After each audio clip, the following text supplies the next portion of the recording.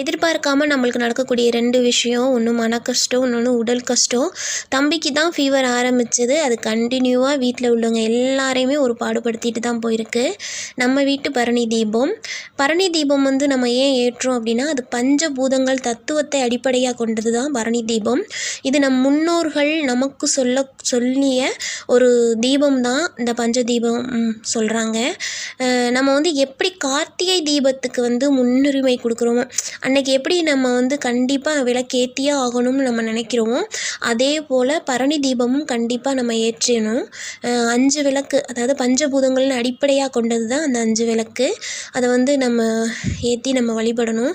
இது வந்து ஏன் நம்ம அப்படி ஏற்றுறோம் அப்படின்னா, நம்மளை வந்து அறியாமல் செய்த பாவங்கள் அத்தனையும் போகணும் அப்படிங்கிறதுக்காக தான் இந்த விளக்கு வந்து ஏற்றுறோம். இது வந்து கடமை தீபம் அப்படின்னும் சொல்லப்படுது, பஞ்சபூத தீபம்னும் சொல்லப்படுது.